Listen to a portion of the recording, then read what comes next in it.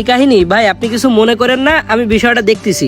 টাকাটা আপনি রাখেন, সমস্যা নাই। না, আপনার আর খুশি হয়ে দেয়া লাগবে না, আপনার টাকা আপনি নিয়ে যান, আর কখনো বাড়তি টাকা নেব না ভাই। আয় আমার সাথে। এদিকে আয়। কে আইছে? এদিকে আয়। তুই ওর কাছে তো ওই টাকা নিছিস কেন? তা কি করবো? তোরে তো আগের দিন আমি কলাম ওর কাছ থেকে বাকি টাকাটা নিয়ে আয়, তুই তো আনিসনি, তাই আমি নিয়ে আইছি। টাকাটা যদি ওর কাছে আনার দরকার হইতো তাইলে আমি নিজেই নিয়ে আসতাম। তোর পাকামি করে আনার কি দরকার ছিল?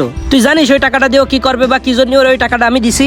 দোকান তো আমার না। নয়ন ভাই, কি দোকানের দিকে যান নাই? আমি তো আর চা খাইতে যাচ্ছি। ভাই দোকানেই ছিলাম, এই বাসার সাথে একটু কথা বলতেছি, যাবানি একসাথে দোকানে, দাঁড়ান ভাই, তারপর বলেন। আপনারা তো আর আমার খালু চেনে না, তাই হিসেব কিতাব ঠিক মতো না দিতে পারলে আমার সমস্যা। ভাই ইদানিং দোকানে বেচা কিনা একটু খারাপ যাচ্ছে। আগে যে জায়গায় 400-500 টাকা ইনকাম হইতো, সে জায়গায় এখন 250-300 টাকা ইনকাম হচ্ছে। আর ছোট বোনও তো অসুস্থ, ওরও তো প্রতিদিন ওষুধ লাগে, এই জন্য আপনার দোকানের থেকে ওষুধটা বাকি নিছিলাম। আচ্ছা ভাই, আপনার ছোট বোন অসুস্থ, বেচা কিনা সমস্যা, এটা তো আমি বুঝতেছি ভাই। আমার খালু তো আর বসবে না, যত দ্রুত সম্ভব ওষুধের টাকাগুলো দিয়ে দিন।